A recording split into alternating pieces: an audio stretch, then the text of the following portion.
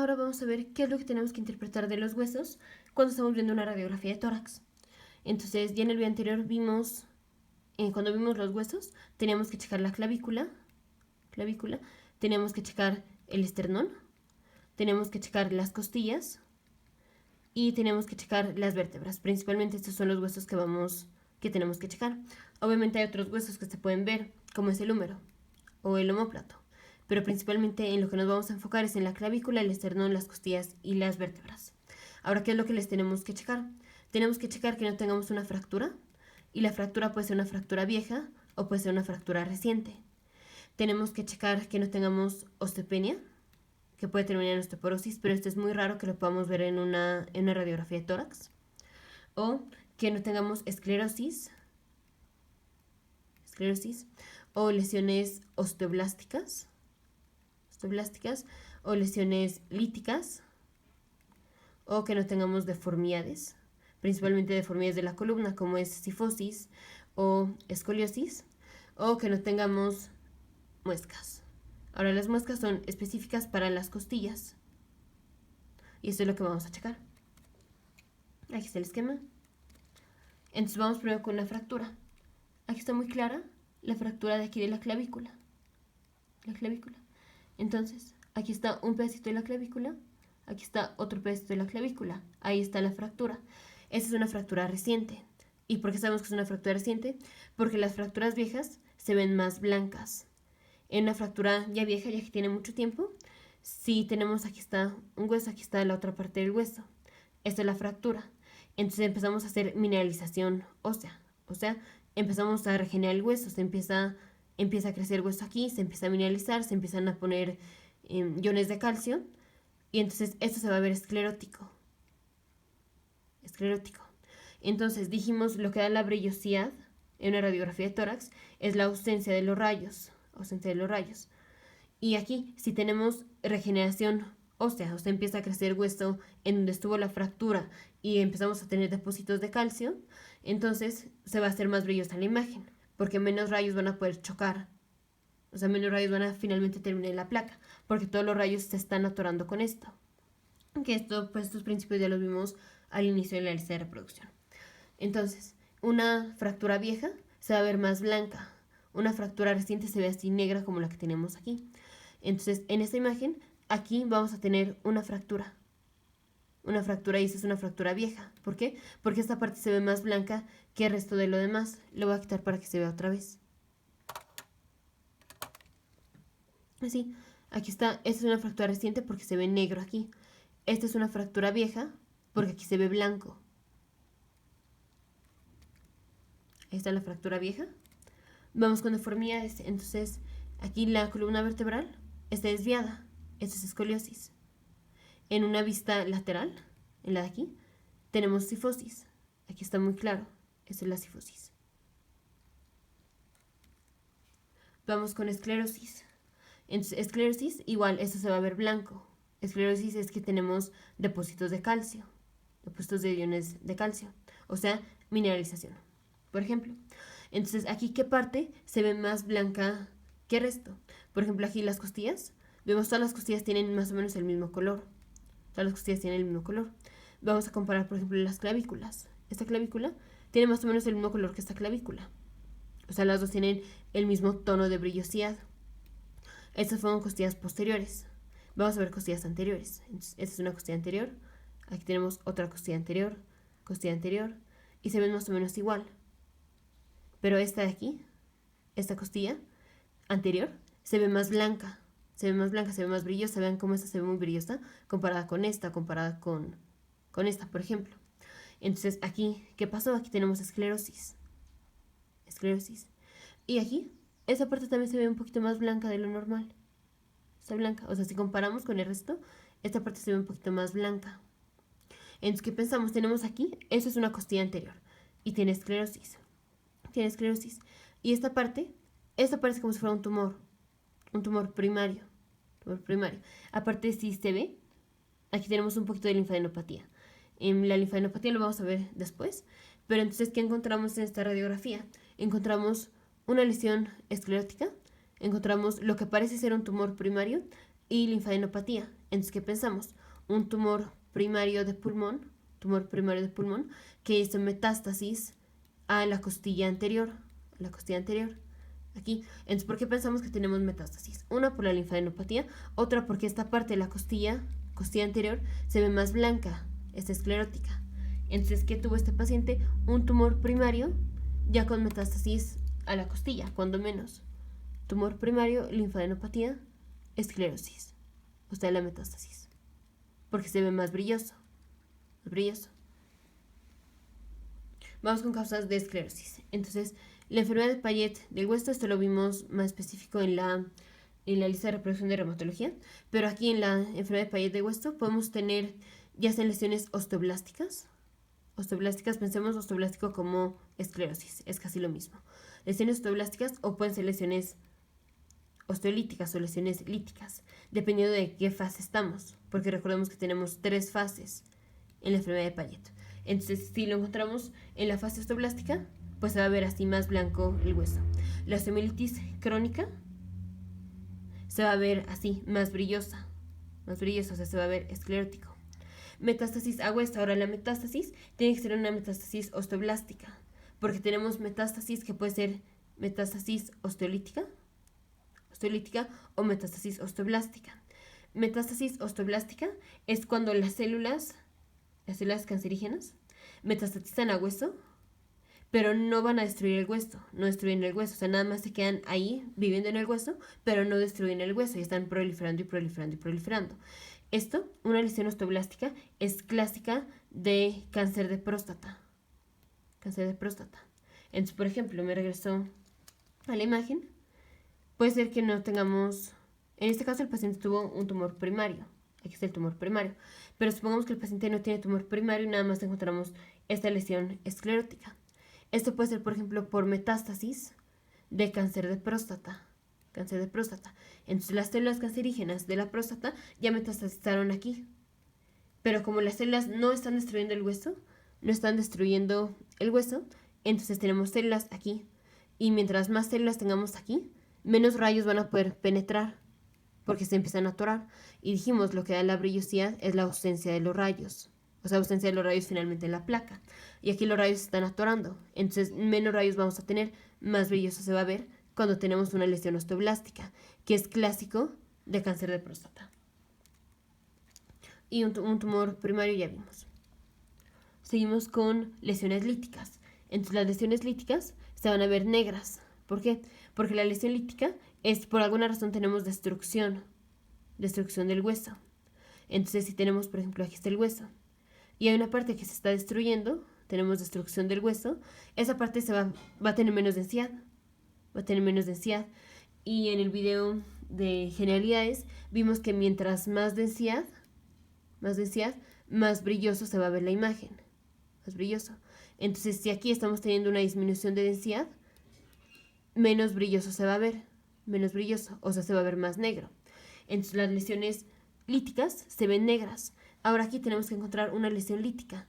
¿Qué parte en el hueso se ve como más negro de lo normal? Entonces, aquí tenemos una zona característica. Aquí se ve más negro de lo normal. Aquí se ve un poquito más negro. Aquí se ve más negro. Y esta está muy bien marcada. Aquí se ve más negro. Entonces, aquí en las costillas vemos lesiones líticas. O sea, se ven como hoyitos negros. Vamos a ver si encontramos otro. Por ejemplo, aquí puede haber otro. Aquí hay otro. Entonces lo voy a quitar para que se vean. Este es el clásico. Es el que mejor se ve. Aquí está. Entonces, cuando estamos viendo lesiones líticas, buscamos zonas del hueso que se vean más negras, como es clásica esta de aquí. Entonces, vamos ahora a causas de lesiones líticas. En causas de lesiones líticas ya vemos que puede ser enfermedad de Payet del hueso, porque tenemos 3 fases. Puede ser fase osteoblástica, osteolítica o mixta. Si estamos en la fase osteolítica, vamos a encontrar lesiones líticas. Puede ser por osteomielitis, solo que en este caso va a ser osteomielitis aguda. Osteomielitis es infección del hueso. Pensémoslo como infección del hueso. Infección de la parte de adentro del hueso, que es la médula ósea. Entonces, osteomielitis aguda puede dar lesiones líticas. Puede ser que tengamos metástasis a hueso. Pero si va a ser metástasis, va a ser por un tumor que genera lesiones líticas. O sea, tumores que cuando metastatizan a hueso van a destruir el hueso. Destruyen el hueso. Esto es, por ejemplo, un mieloma múltiple. Mieloma múltiple. Mieloma múltiple es un tumor, una leucemia de las células plasmáticas. Las células plasmáticas. Las células plasmáticas se pueden empezar a acumular en la columna vertebral, por ejemplo, y en las costillas. Entonces ahí van a estar las células cancerígenas del mieloma múltiple. Pero cuando las células ya metastatizan a hueso, cuando ya están en el hueso, van a empezar a destruir el hueso. Y si tenemos destrucción del hueso, vamos a tener menos densidad del hueso. Menos densidad. Y entonces se va a ver negro. Entonces los tumores que metastatizan a hueso, si van a generar una lesión lítica, es porque de alguna manera están destruyendo el hueso. Y eso es clásico de mieloma múltiple. Clásico de mieloma múltiple. Entonces aquí están causas.